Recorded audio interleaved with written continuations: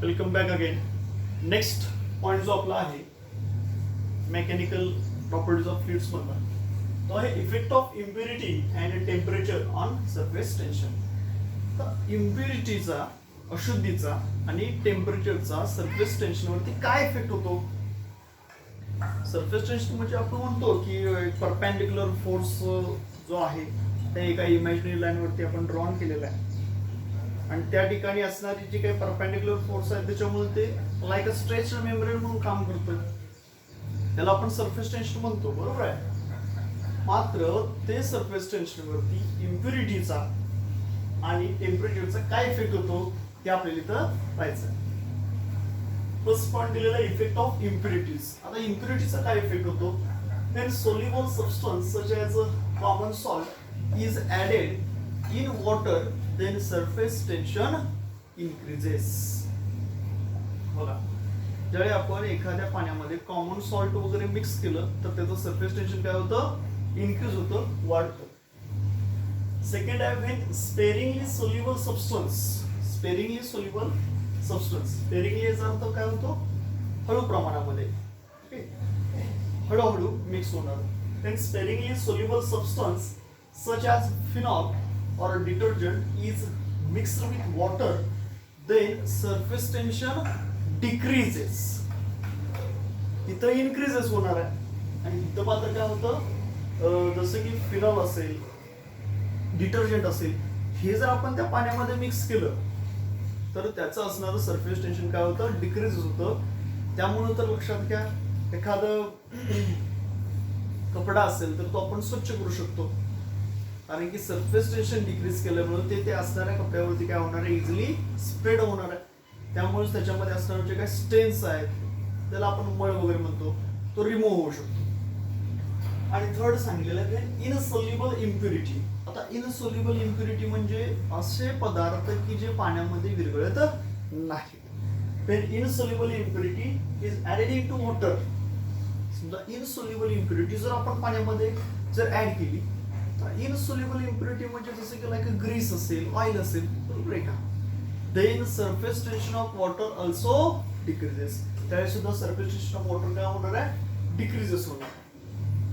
Okay, समजा एखादा जर कॉटन असेल, कापूस असेल आणि तो जर समजा आपण थंड पाण्यामध्ये जर कॉन्टॅक्ट मध्ये ठेवला असेल आणि परत वरती काढला आणि तो जर परत आपण चेक केला तर त्याचे धागे भिजलेले असतील पण सगळा कापूस भिजलेला नसणार आहे. मात्र ते जर आपण हॉट वॉटर मध्ये जर ठेवलं असेल आणि परत जर बाहेर काढलं तर मात्र त्याचा असणारा सगळा कापूस भिजलेला दिसेल. म्हणजे हा फरक आहे कोल्ड वॉटर आणि hot water. So insoluble impurity is added into water then its surface tension decreases. Okay, what is the effect of impurities on surface tension of water? Question विचारू शकतात. पहिल्यांदा काय सांगणार? when soluble substance like a common salt म्हणजे खायचं मीठ is added into water then surface tension increases. आता इथून पुढे मात्र इन्क्रीज होत नाही. सेकंड पॉइंट काय म्हटलेलं आहे? when sparingly soluble म्हणजे हळूहळू मिक्स पाण्यामध्ये मिक्स होणार आहे. when sparingly soluble substance such as phenol or detergent is mixed with water then surface tension decreases. त्यावेळी surface tension मात्र काय होतं? डिक्रीज होतं. थर्ड आहे when insoluble impurity एखादी असेल and is added into the water then surface tension also decreases. Okay. Next point आपला आहे इफेक्ट ऑफ इम्प्युरिटी. हे पाहिलं. आता effect of temperature on surface tension. टेम्परेचरचा काय इफेक्ट होतो? In most liquids as temperature increases surface tension decreases. Most liquids मध्ये म्हणजे जास्तीत जास्त लिक्विड्स मध्ये असं होतं की जसं आपण त्याचं टेम्परेचर वाढवू तसं त्याचं सरफेस टेन्शन काय होतं? डिक्रीज होत जातं. इफेक्ट ऑफ टेम्परेचर आहे. सेकंड काय बघा, hot water is used to remove tough strains on fabric because of its lower surface tension. गरम पाणी जे आहे ते कशासाठी वापरलं जातं? तर रिमूव्ह टफ स्ट्रेन्स. समजा एखादा कपडा खूपच खराब झालाय, जास्तच मळलेला आहे, एकदम मलंग झालेला आहे, तर असे कपडे स्वच्छ करण्यासाठी टफ स्ट्रेन्स तर त्यासाठी आपण हॉट वॉटरचा वापर करतो. त्याचा अर्थ त्याचं सरफेस टेन्शन कसं असणार आहे? लोअर असतं, डिक्रीज असतं. So hot water is used to remove tough stains on a fabric because of its lower surface tension. आणि तिसरा पॉइंट याच्यामधला आहे, in case of molten copper और मोल्टन कॅडमियम. बघा, मोल्टन कॉपर आणि molten cadmium, the surface tension increases with increase in its temperature. त्याचं surface tension मात्र वाढ जातं जसं त्याचं टेम्परेचर वाढेल तसं. आता मोल्टन म्हणजे आपण काय म्हणतो, जसं की बघा दही प्रेसिपिटेशन किंवा मोल्टन लावा, बरोबर आहे का? मोल्टन लावा, ज्वाला रस आपण म्हणतो. तसंच हे काय आहे, मोल्टन म्हणजे त्याला पाणी पण नाही आणि दड कठीण वस्तू, धातू पण नाही, म्हणजे त्याला धातू आहे मात्र सॉलिड पण स्ट्रॉंग नाही त्याच्या बरोबर मध्ये, तर तेच काय झालं मोल्टन. तसं मोल्टन कॉपर आणि मोल्टन कॅडमियम हे दोन मात्र कसे आहेत, त्याचं सरफेस टेन्शन इन्क्रीज होतं with increase in its temperature. जसं आपण त्याचं टेम्परेचर वाढवू तसं याचं सरफेस टेन्शन काय होत जातं, इन्क्रीज होत जातं. So this is the effect of impurities and temperature on surface tension. काय सांगितलं इफेक्ट ऑफ इम्प्युरिटीज मध्ये, when soluble substance such as common salt is added into water, surface tension increases. 2018चा हा MCQ चा प्रश्न आहे. Second काय सांगितलं, when sparingly soluble substances like a phenol or detergent is added into water, surface tension decreases. तिसरं काय सांगितलं, when insoluble substances is added or mixed with the water, again the surface tension decreases. याच्यामध्ये next point आपण काय म्हणतोय, effect of temperature. काय पहिला पॉइंट, in most liquids as temperature increases surface tension decreases. Second काय म्हटलं, hot water is used to remove tough stains on fabric because of its lower surface tension. आणि third काय सांगितलं आपण, तर in case of molten copper और molten cadmium काय होतं, the surface tension increases with increase in its temperature. Okay. Next point is here that excess pressure across the free surface of a liquid. तर पुढचा point आपला जो आहे तो काय आहे, एक्सेस प्रेशर म्हणजे जास्तीत जास्त प्रेशर. थोडक्यात एक्सेस म्हणजे जास्त, across the free surface of liquid, ह्या जो असणारा फ्री सरफेस ऑफ लिक्विड आहे त्याच्यावरती असणारं जास्तीत जास्त प्रेशर. ठीक आहे. आता बघा या ठिकाणी ए आणि बी हे दोन पॉइंट आहेत. ए पॉइंट कुठे आहे, एक कंटेनर आहे ज्याच्यामध्ये वॉटर आहे, कंटेनर आहे ज्याच्यामध्ये वॉटर आहे, त्याचा जो वरचा पाण्याचा पृष्ठभाग आहे त्याला आपण म्हणतो फ्री सरफेस. आता फ्री सरफेसच्या वरती एक पॉइंट घेतला ए आणि त्याच फ्री सरफेसच्या आतमध्ये एक पॉइंट घेतला बी. ते बघा ए बी, ए आतमध्ये, ओके काय अडचण नाही का. आता फ्री सरफेस पासून जेवढे याचं डिस्टन्स आहे तेवढंच याचं डिस्टन्स आहे. समजा एफ ए बार इतका फोर्स जर त्याच्यावरती वरून ऍक्ट होत असेल म्हणजे या पृष्ठभागावरती, तेवढाच खालून फोर्स जो आहे तो आहे फोर्स टी, सरफेस टेन्शन मुळे असणारा फोर्स जो खालून वरती ऍक्ट होत असणार आहे. ओके. मग आता हा ए म्हणजे ऍटमॉस्फेरिक प्रेशर, टी म्हणजे त्याचं असणारं सरफेस टेन्शन. त्या दोघांचा जर फोर्स कसा आहे, सेम आहे, सेम जर फोर्स असेल तर तो पृष्ठभाग कसा असणार आहे, प्लेन. कसं पृष्ठभाग असणार आहे, plane. So this is a plane liquid surface. Here empty bar with a force of due to surface tension. Okay. So this is a plane liquid surface. Second काय आहे बघा, कॉन्व्हेक्स लिक्विड सरफेस. आता convex liquid surface मध्ये काय आहे, याच्यामध्ये सुद्धा हा एफ ए बार हा जो फोर्स आहे तो आहे ऍटमॉस्फेरिक फोर्स जो वरून खाली ऍक्ट होतो, आणि बी या ठिकाणी असणारा फोर्स आहे सरफेस टेन्शन मुळे होणारा फोर्स एफ टी बार. दोघांची डिरेक्शन कुठे आहे, खाली आहे. Both the directions are same, so they are adds together. Okay. Condition म्हणजे त्याच्यामध्ये तसा सरफेस शेप तयार होण्याची कंडिशन आहे. दोघांचा फोर्स जर सेम असेल, दोघांची डिरेक्शन जर खाली असेल तर व्हॉट हॅपन, तर याच्यामध्ये असणारा कॉन्व्हेक्सच्या साइडचा असणारं जे प्रेशर आहे ते प्रेशर आणि त्याच्या आतमध्ये, आता हे बघा असा शेप असेल तर वरच्या भागाला आपण म्हणतो कॉन्व्हेक्स आणि खालच्या भागाला काय म्हणतो आपण कॉन्केव्ह. ओके. मग आता कॉन्व्हेक्सचा जो शेप आहे याच्यामध्ये असणारा जो फोर्स आहे तो एफ ए बार आणि कॉन्केवच्या ठिकाणी असणारा फोर्स जो आहे तो एफ टी बार. ते दोघं जर आपण ऍड केले तर साहजिकच याच्यामध्ये काय तयार होतो, कॉन्व्हेक्स लिक्विड सरफेस जो वरच्या बाजूचा आहे, म्हणजे असा याच्या वरच्या बाजूचा जो आहे तो काय म्हणतो आपण कॉन्व्हेक्स लिक्विड सरफेस. याच्यामध्ये हा सरफेस फॉर्म होण्यामुळे काय झालं, एफ ए बार आणि एफ टी बार दोघांच्या पण ऍडिशन घेतली.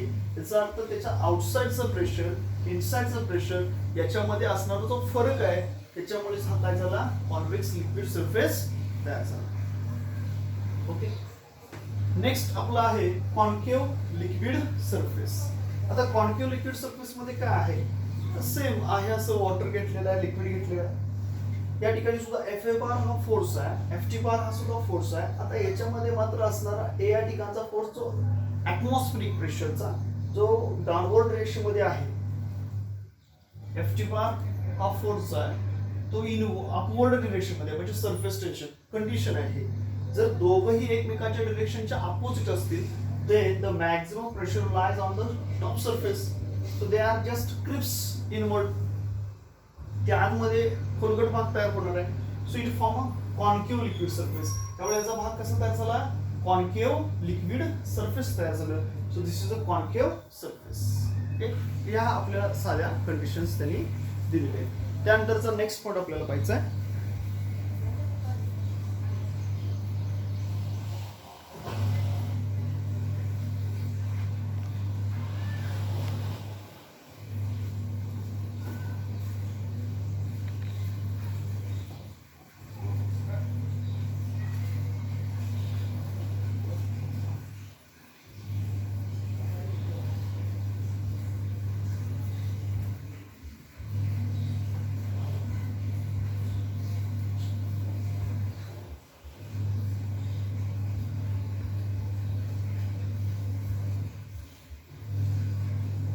Explanation of formation of drops and bubbles. Drops तुम्हाला आकार माहिती आहे, बबल्सचा पण आकार तुम्हाला माहिती आहे. काय आहे ड्रॉप्स अँड बबल्स, तो explanation of formation of drops and bubbles असं म्हटलेलं आहे. कसे फॉर्म होतात, समजा एखादा आपण बबल कन्सिडर केला किंवा ड्रॉप कन्सिडर केला, त्याचं inside pressure let P I with inside pressure, P I inside pressure, PO with outside pressure. ही त्याची समजा काहीतरी थिकनेस जाडी वगैरे असेल त्याला आपण डेल्टा आर म्हणतो. ओरिजिनल त्याची रेडियस जी इनसाइड मधली आहे ती आर असं म्हटलं. Okay, so therefore excess pressure within the drop inside pressure minus outside pressure, PI minus P naught. Okay, आता याचा असणारा आतला जो एरिया आहे तो एरिया काय असणार आहे, A1 is equal to what is the formula of area of the spherical drop, that is 4 pi r square. Area काय असतो 4 pi r square. त्यानंतर आपण एरिया त्याच्या बाहेरचा विचार करू. A2 is equal to 4 pi. आता याच्यामध्ये असणार त्याची रेडियस किती वाढली, r प्लस डेल्टा, म्हणून r plus delta bracket square. So therefore A2 is equal to हा 4 pi as it is, it's expansion first टर्मचा square plus second term into first term into last term, that is twice r delta r plus last term square delta r square. तो bracket explain केला, a plus b bracket square, a square plus 2ab plus b square, a square plus 2ab plus b square. So A2 is equal, या 4 pi ने प्रत्येक टर्मला आपण इथे काय करू, multiply करू.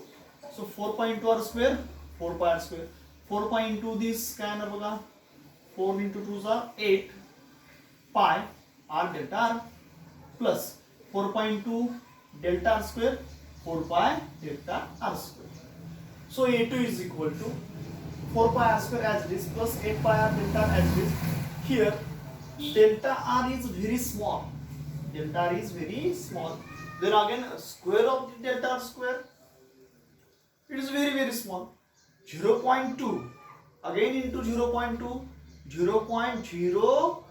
So it is a square is very small of the small quantities. So therefore it can be a higher terms can be neglected. So remaining is that A2 is equal to 4 pi r square plus 8 pi r delta r. Okay. So thus increase in surface area of the drop. मग आता याचा increase in surface area किती झाला? So increase in surface area of the drop DA is equal to असणारा surface area A2 आणि आतमध्ये असणारा A1 याचे सबस्ट्रॅक्शन घ्या. सो A2 काय आहे बघा 4πr² plus 8πr delta minus A1 काय आहे 4πr². हा 4πr² cancel to one another. राहिले काय फक्त DA is equal to A2 minus A1 is equal to हे कॅन्सल झाल्यामुळे राहिले फक्त 8πr डेल्टा. आणि याला आपण काय म्हणू इक्वेशन नंबर फर्स्ट. काय म्हणायचं इक्वेशन नंबर फर्स्ट. आता हे जे काय आपल्याला चेंज एरिया झाला हे चेंज एरिया होत असताना काहीतरी वर्क डन झालं. So work done is stored as excess energy. Work done काय म्हणून स्टोर होणार आहे as excess energy. So work done is equal to force into displacement. जसं आपण म्हणतो फोर्स इंटू डिस्प्लेसमेंट. मग या ठिकाणचा असणारा फोर्स टेन्शन आहे T आणि वाढलेला डिस्प्लेसमेंट म्हणजेच DA. सो T तसाच आहे. DA ची किंमत काय हो 8πr delta. Equation number second. हे बघा पहिल्यांदा आपण चेंज इन एरिया काढला DA ची किंमत काढली जी 8πr डेल्टा इतकी आली. सेकंड आपण वर्क डन फाइंड आउट केलं. वर्क डन किती आलं T इंटू 8πr डेल्टा. याला आपण इक्वेशन नंबर सेकंड असं म्हटलं. आणखी आपल्याला जनरली फॉर्म्युला जो माहिती आहे वर्क डनचा तो काय असतो force into displacement. Force into displacement. Force F displacement किती आहे डेल्टा आर. एरिया जो वाढलेला आहे तो. So the excess force is given by. So therefore excess force कसं काढणार excess pressure into surface area. So excess force F is equal to excess pressure PI minus P0. त्याचा area किती आहे 4πr². Equation number 4. Excess force म्हणजे excess pressure into area. F is equal to pressure into area. F is equal to पा pressure into area. Pressure PI minus P0 area 4πr². So equating equation number second and third. बघा second म्हणजे हे जे equation आहे work डनचं. Third म्हणजे हे पण equation आहे वर्क डनचं. हे दोन्ही इक्वेट केले तर काय बघा second T into 8πr delta is equal to third equation जे आपण इथे सॉल्व्ह केलं काय PI minus P0 into 4πr² आणि डेल्टाची किंमत इथे ठेवली. ओके फोर्सची किंमत बघा ही इथे ठेवली डेल्टा आर आहे. आता दोन्हीकडचं इक्वेट करा. पाय कॅन्सल होईल. डेल्टा आरला डेल्टा आर कॅन्सल होईल. त्यानंतर PI minus P0 as it is तिथेच राहील आणि हा 4 जर इकडे आला तर 8 ला भागाकार होईल आणि 2 उत्तरी 2 इंटू हा T. हा R² जर इकडे आला तर काय होईल एक R कॅन्सल होईल म्हणजे छेदामध्ये एक R राहील. So excess pressure PI minus P0 is equal to twice T upon R. त्यामुळे काय होईल excess pressure PI minus P0 is equal to twice T upon R. So this is the expression for excess pressure of that drop. आता जर आपण generally जर विचार केला तर बबल्स वगैरे जर आपण म्हटलं तर त्याला दोन सरफेस असतात. एक इनसाइड पण आहे आणि एक आउटसाइड. ड्रॉप कसा असतो भरीव असतो. बबल मात्र कसं आहे इनसाइड पण आहे. त्याला दोन सरफेस आहे. एक इनसाइड सरफेस आणि एक आउटसाइड सरफेस. मग बबलचं जर आपण बघायचं म्हटलं तर काय म्हणू शकतो. बबलचा जर विचार केला तर आपण तर काय लिहू शकतो बघा. बबलचा जर विचार केला तर सो बबल मध्ये असणारं जे वर्क डन आहे ते कसं होईल DW इज इक्वल टू त्याच्यामध्ये असणारा जो T आहे तो दोन सरफेस आहेत म्हणजे twice T into 8πr delta. पुण्याच्या दृष्टीने बबल ड्रॉप म्हटलं तर तो भरीव आहे त्याला बाहेरचा सरफेस आहे म्हणून फक्त हे आपण इक्वेशन लिहू शकतो वर्क डनचं. मात्र बबलचा विचार केला तर त्याला दोन सरफेस आहेत एक अंदर का एक बाहेर का. म्हणजे काय होणार आहे work done is equal to twice T into 8πr delta. Okay आणि ह्याचं जनरल इक्वेशन आपल्याला माहित आहे फोर्सचं. जे काय आहे force F is equal to PI minus PO P0 पुन्हा इंटू 4πr² डेल्टा. हे आपल्याला वर्क डनचं इक्वेशन माहित आहे. सॉरी वर्क डनचं. मग दोन्ही इक्वेशन जर आपण कम्पेअर केले तर काय लिहू शकतो PI minus PO is equal to किंवा हे आहे असल्या 4 pi R square delta R. हे पण वर्क डन आहे, हे पण वर्क डन, दोन्ही कम्पेअर करू. Into twice T 8 pi R delta R. म्हणजे काय लिहू शकतो आपण? So P I minus P not is equal to twice T 8 pi R delta R upon ही टर्म जी आहे ती इकडे छेदामध्ये जाईल 4 pi R square delta. Delta ला डेल्टा आर कॅन्सल होईल. 4 पायस वन्स 4 पायस टूज. त्यानंतर हा आर कॅन्सल होईल, इथे एकच आर राहील. So P I minus P not excess pressure is equal to 2 into 2 are 4t upon single r. So this is the expression for the bubbles. याच्यामध्ये त्याला काय असणार आहे? दोन साइड्स असणार आहेत. Okay, so this is the expression for bubble. So this is the explanation of formation of drops and bubbles. PI म्हणजे inside pressure, PO म्हणजे आउटसाइड प्रेशर. त्याचा एक्सेस प्रेशर काढलं. पहिल्याचा एरिया A1 4 पाय स्क्वेअर, दुसऱ्याचा area A2 4 pi R. आरची किंमत काय आहे? R plus delta. त्याचं expansion घेतलं r square plus twice r delta plus delta r square. याच्यानुसार A2 ची किंमत करत असताना 4 पाय आत मध्ये मल्टिप्लाय केलं 4 pi R square plus 8 pi R delta R plus 4 पाय डेल्टा आर स्क्वेअर. याच्यानुसार A2 ची व्हॅल्यू काय येते?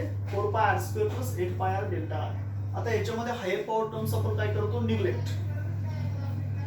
So this increase in surface area of the drop dA is equal to काय म्हणतो आपण? A2 minus A1. A2 ची value काय आहे? 4 pi R square plus 8 pi R delta R minus A1 ची व्हॅल्यू काय आहे? 4 पाय आर स्क्वेअर. आता याच्यामध्ये हा 4 पाय आर स्क्वेअर कॅन्सल होणार.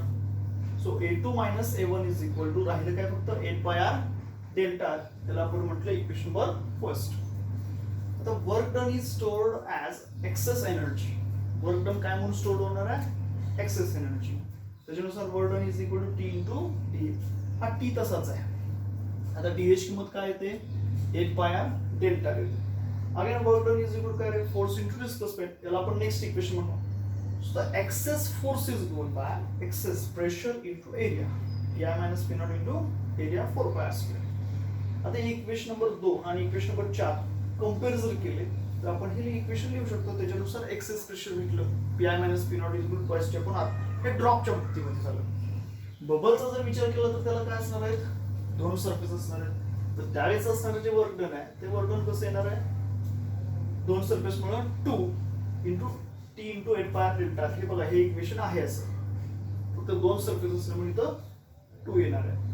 अगेन वर्क डन आपल्याला माहित आहे फोर्स इंटू डिस्प्लेसमेंट. फोर्स काय हो? P i minus P not into area 4 pi R square. Displacement delta r. So Pi minus P naught 4 pi r square delta r is equal to twice t 8 pi r delta r. So Pi minus P naught is equal to याच्यामध्ये term cancel होतील राहील काय 40 upon r. So this is the expression for the bubbles. Okay.